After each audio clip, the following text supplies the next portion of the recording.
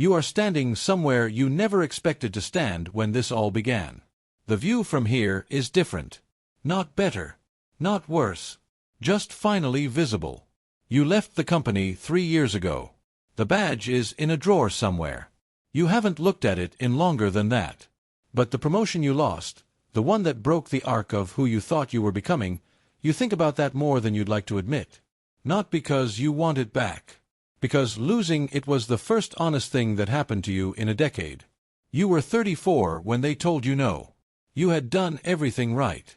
You know that now the way you knew it then, but the knowledge sits differently in your chest. There is no heat left in it.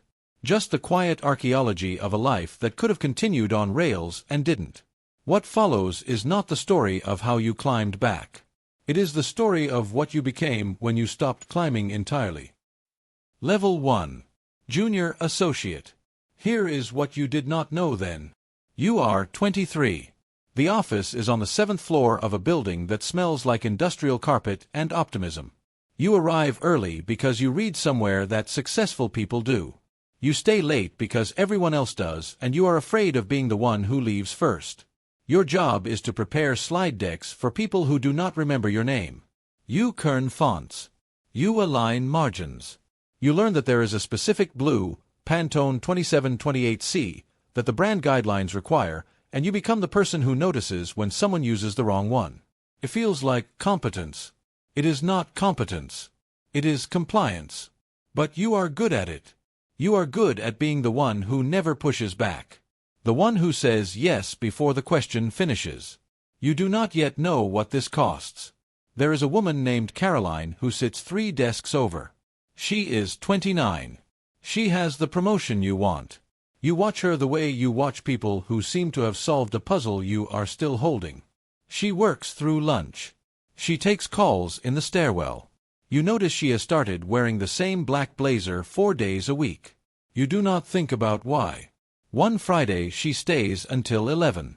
You are still there too, formatting a presentation that will not be read. She looks at you on her way out and says, "You should leave." You do not. You remember it now like this. You thought endurance was the same as value. That if you bled hours into the job would bleed opportunity back. It didn't work that way. Level 2. Associate. You remember it now like this. You are 26. You have been promoted once. It comes with a small raise and a slight shift in how people address you in emails. The work is the same, only now you are expected to do it faster and with less supervision. You begin to notice patterns. The people who advance are not the ones who do the best work. They are the ones who are seen doing the work. You learn to send emails at strategic hours. To speak up in meetings even when you have nothing new to say. To frame every update as progress. It works. Your manager is a man named Greg who has been at the company for 9 years. He tells you that visibility matters. That perception is currency. You write it down in a notebook you carry everywhere. You do not realize yet that Greg has not been promoted in 4 years. That he is teaching you how to survive, not how to advance. You eat lunch at your desk. You stop going to the gym. You gain 11 pounds in 8 months and do not notice until your pants no longer fit. You buy new pants. You do not buy smaller ones. There is a project that fails. Not your project, but you are close enough to it that the failure touches you. You are not blamed. But you are not shielded, either. You learn that proximity to failure is its own liability. You start to move away from people who seem risky. People who ask too many questions. People who push back. You are becoming someone. You do not like them yet. But you are becoming them. Level 3. Senior Associate. Here is what you did not know then. You are 29. You have been at the company for 6 years. You know the systems. You know the people. You know which VP has real power and which one is decorative. You know which projects get funded and which ones exist to make someone look innovative on paper. This is the level where you stop being hungry and start being tired. The work is no longer difficult. It is repetitive. You can do most of your job in half the time it used to take, but you have learned not to let anyone know that. You stretch tasks. You attend meetings that could be emails. You produce documents no one will read because producing them is the performance. You are good at the performance. You start to think about leaving. Not seriously. Just in the abstract way people think about lives they are not brave enough to choose. You look at job postings on Sunday nights. You do not apply. There is a man named Aaron who started the same week you did. He left 2 years ago. You heard he went to a startup. You heard he is happier. You do not believe the second part. You run into him at a coffee shop. He asks how you are. You say fine. He says he is glad he left. That he wished he had done it sooner. You nod. You say nothing about the fact that you have thought about leaving 600 times and stayed 601. If you are still in the early levels, and you may be, and that is fine, leaving is worth more than you know. It took leaving to understand that. But you will not leave yet. You are too close to the promotion. The one that will not come. Level 4. Team Lead. You remember it now like this. You are 31. You are managing people now. 3 direct reports. You are responsible for their work, their development, their satisfaction. You were not trained for this. No one is. You learn by mimicking the managers you had. The good ones and the bad ones. Mostly the bad ones, because they are easier to mimic. You hold one-on-ones that feel like interrogations. You give feedback that is vague and unhelpful because you are afraid of being too harsh. You approve time off and then resent the people who take it. One of your reports is named Stephanie. She is 25. She reminds you of who you were. Eager. Meticulous. Afraid of being ordinary. You want to protect her. You do not. You assign her the projects no one else wants. You tell yourself it is good for her development. It is not. It is good for your numbers. She quits 4 months later. She does not say it is because of you. But you know. You stop sleeping well. Not because of Stephanie. Because of everything. You wake up at 3 a.m. and check your phone. You read emails that do not require responses. You feel the specific dread of someone who has built a life on a foundation they no longer believe in. You do not tell anyone. You think about telling someone. You consider searching for people who left and rebuilt. You do not. Not yet. The promotion is coming. You are sure of it. Level 5. Senior Team Lead.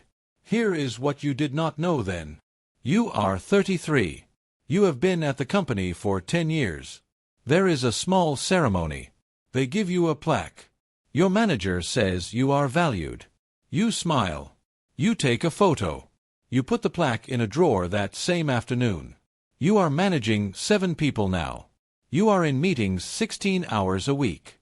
You are writing performance reviews, approving budgets, defending headcount. You are doing everything except the work you were hired to do. You are very good at this. You hate it. There is a director role opening up. You have been told, quietly, by people who would know, that you are the likely choice. You prepare. Your position. You make sure the right people see the right wins. You do not take vacation for 5 months. You stop seeing friends. Not intentionally. You just stop having time. They stop inviting you. You tell yourself it is temporary. That once you become a director, things will ease. You believe this the way you believe things you need to be true. You are invited to a meeting with your manager and his manager. They tell you the role is being offered to someone else. Someone external. Someone with a different background. They say it is not a reflection of your work. They say there will be other opportunities. You nod. You say you understand. You do not cry until you are in your car. Level 6. The 6 months after. You remember it now like this. You stay. That is the part that surprises you most, looking back. You thought you would leave immediately. That the loss would be clarifying. It is not. You are numb for weeks. You do your job. You smile in meetings. You congratulate the person who got the role. His name is Kevin. He is competent. He is not better than you. You start to notice things you did not let yourself see before. How many people around you are performing contentment? How many are staying because leaving feels like admitting failure? How many are waiting for a promotion that will fix the feeling, not realizing the feeling does not get fixed? You talk to a friend from college. She left corporate work 3 years ago. She is a consultant now. Freelance. She makes less money. She seems lighter. You ask her if she regrets it. She says, "Every path has a cost. I just finally picked the cost I was willing to pay." You think about that for a long time. You start saying no to things. Small things. A committee you do not care about.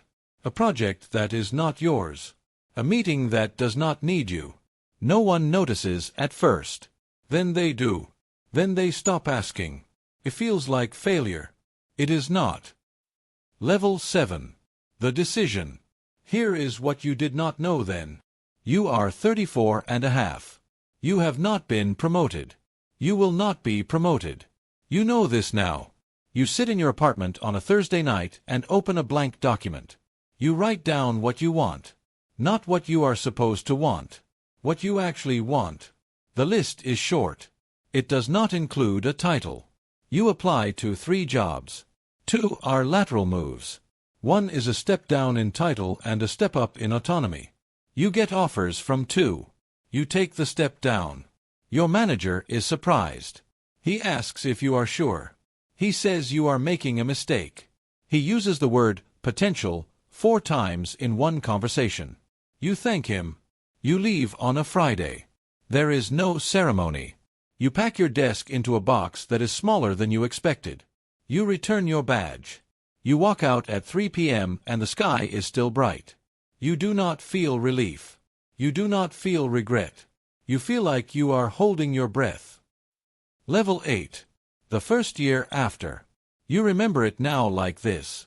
The new job is smaller. The company has 40 people, not 4,000. You do not have direct reports. You do not have a plaque. You have time. You leave at 5 most days. You go to the gym. You cook dinner. You read books that are not about productivity. You remember what it feels like to be bored on a Sunday and not feel guilty about it. The work is harder in some ways. You do not have systems. You do not have templates. You build things from scratch. You fail more often.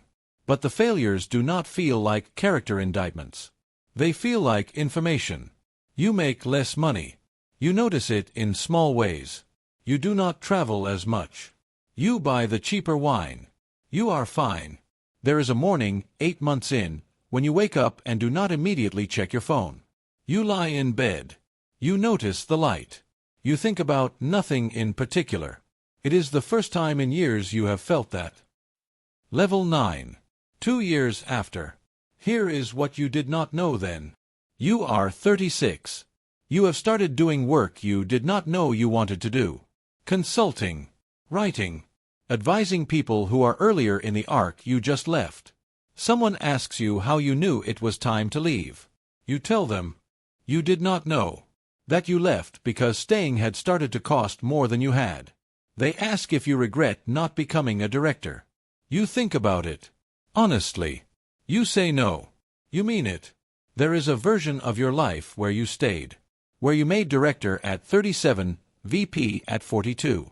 Where you have the title and the salary and the plaque that is not in a drawer. You can see that life. It is not a bad life. It is just not yours. Level 10. You remember it now like this. You are standing somewhere you never expected to stand when this all began. Not geographically. Internally. You do not think about the promotion often anymore. When you do, it sits in your memory the way old photos do. Important once. Distant now. You have built something smaller and stranger than you planned. You work with people you chose. You say no more than you say yes. You have stopped performing competence and started practicing it. Someone younger asks you for advice. They are 31. They are up for a promotion. They are not sure they want it. You open your mouth. The answer does not come quickly. You think about what you would have needed to hear at 31. What would have saved you years?